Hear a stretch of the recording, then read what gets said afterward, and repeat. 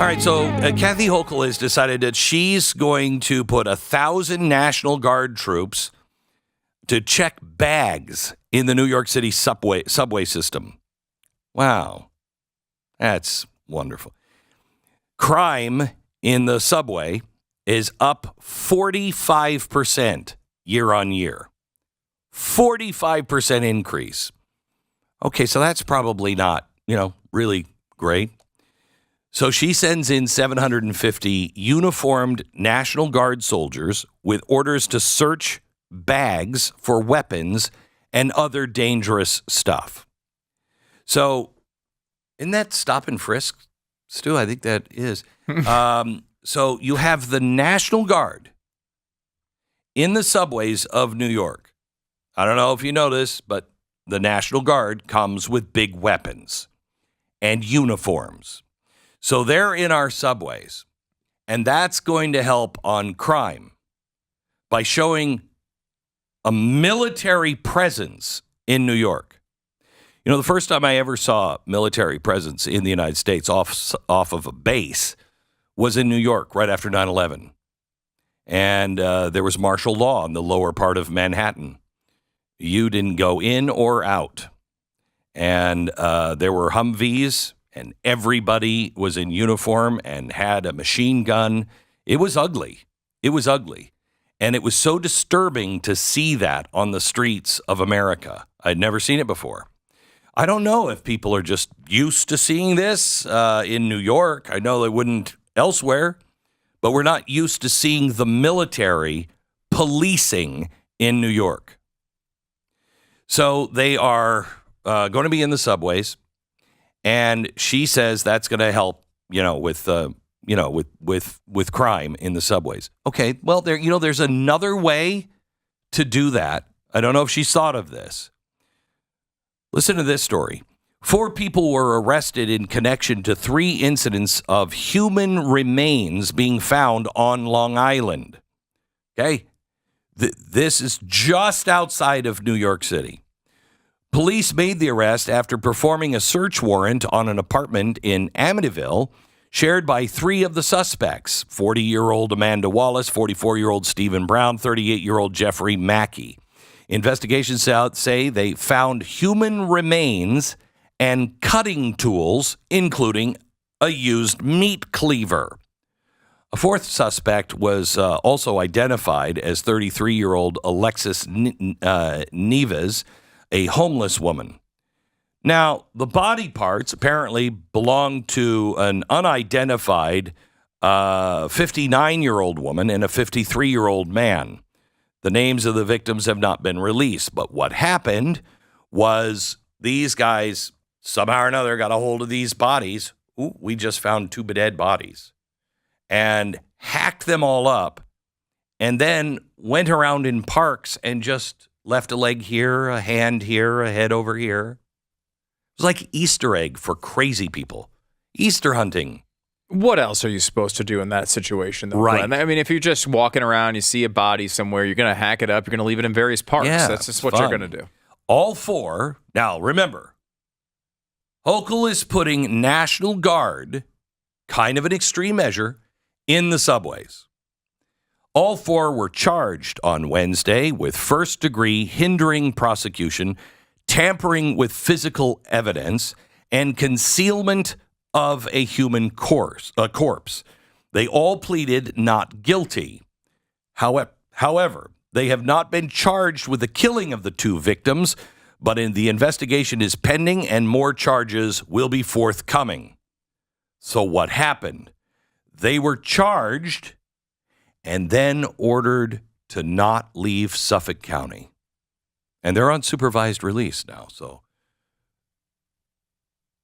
just people who are dismembering people. They can still walk around Suffolk County and do what they need to do within. They just shouldn't leave Suffolk County. Right, and they're not going to. Well, that's good because, I mean, how else are you going to find these bodies, right? You need people out there looking for these bodies to find them and hack them up and put them in different parks if they just happen to come across another dead one. Now, let me ask you, wouldn't it be better to put the people who are charged with crimes even grisly, heinous crimes into jail and not let them right back out on the street. I'm just saying, that's an idea. Well, I think the problem with that idea is that bodies are going to pile up everywhere. We're already going to see this happening in Nassau County now that they can't cross the line. What's going to happen over there? I don't know. Yeah. I don't know. Let me give another story. Florida sheriff says that he found evidence that illegal aliens were using federal flight vouchers in order to aid human trafficking across the U.S. border during a law enforcement operation. Polk County Sheriff Grady Judge applauded his deputies for arresting 228 people during a massive multi-agency operation named Operation March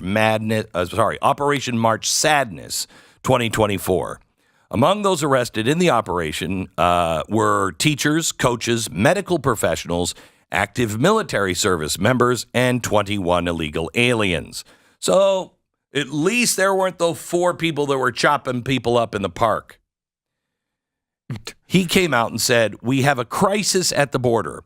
And because of the crisis at the border, we have people that are victimizing illegal folks, forcing them into the sex trade. Because we allow these criminals into the country illegally, we all rail about it, but nobody does anything.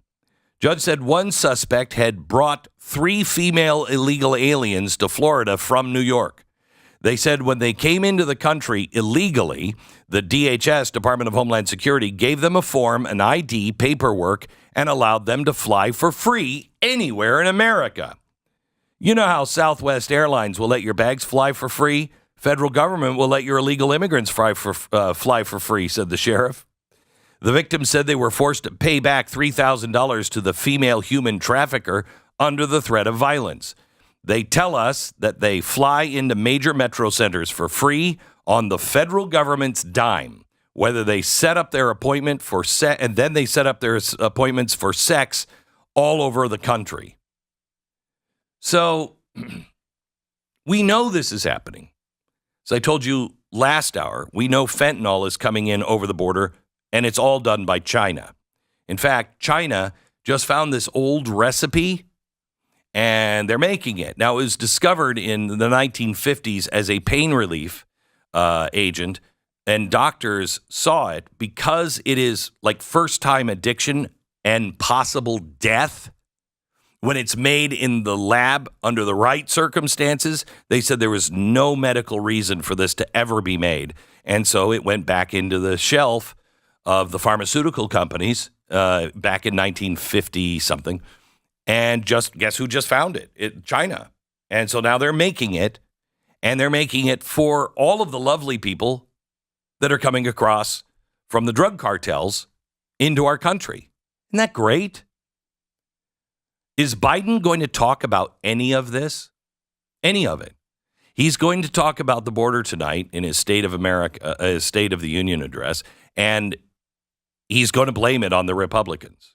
They just didn't want to solve the problem.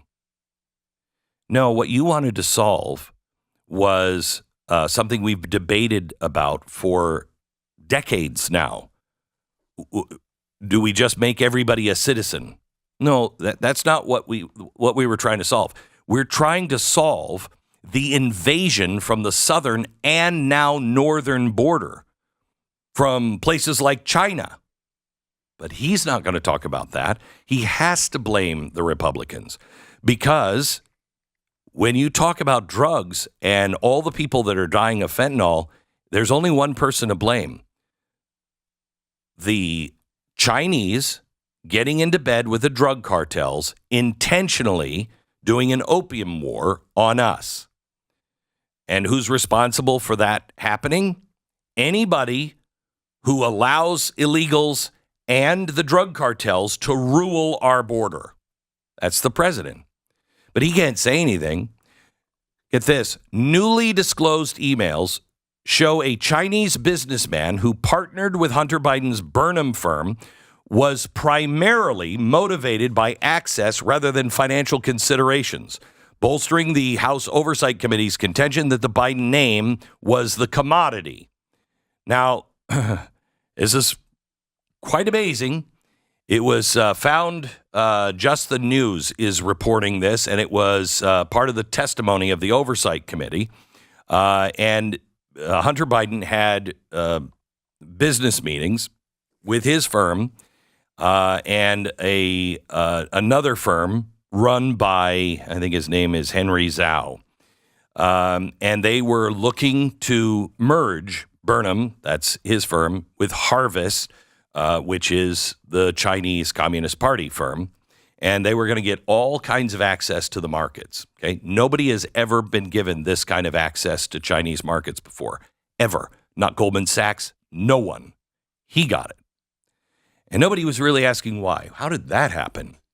Okay, so the team, Hunter's team, wanted to let Zhao know that we're on track for some really good things and a kind of a thank you after this meeting.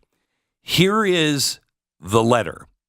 We're excited by the prospect of being able to work side by side with Harvest by way of a globally recognized platform. Please pass along my regards to Henry and know them that and tell him that what we discussed during our last lunch together in Beijing still holds true. And Michael, please also remind Henry of our conversation about a board seat for a certain relation of mine. Devin and I golfed with that relation earlier last week, and we discussed this very idea again, and as always, he remains very keen on the opportunity. Now, he also admitted under oath this last week that, yes, the big guy is his dad. This isn't some small crime. There are 133 Chinese that have come across our border in the last 3 years. 30,000 of them since October. We don't know who they are. These are the ones we caught. All military-aged men. In fact, there are now more Chinese people coming in, not families, Chinese guys coming in across the border in California than Mexicans. And are we doing anything to stop it? No. The Biden administration, for some reason, said, look, we just got to shorten this. There's 44 questions that you have to ask, if you stop an illegal alien. 44 questions. Let's narrow that down. I think it's to 7. 7 questions. From 44 to 7. But only for the Chinese. What? Why? You need to know that in the State of the Union tonight, he's not going to tell you anything that is real. It's going to be blame, but know that something is very, very wrong. And when you talk about crime, he's probably going to say that crime has gone down. Remember the National Guard that Hochul has just put into the subways. Why would they do that if crime was going down, if crime was fine? What Republican has had anything to do with New York or Chicago in forever? So how does that work? How are cities collapsing under the weight because they are sanctuary cities? How is that the fault of the Republican Party? I'm not looking for fault. I'm looking for someone to actually fix it. And this administration is doing nothing but empowering all the people that would love to see us live in chaos.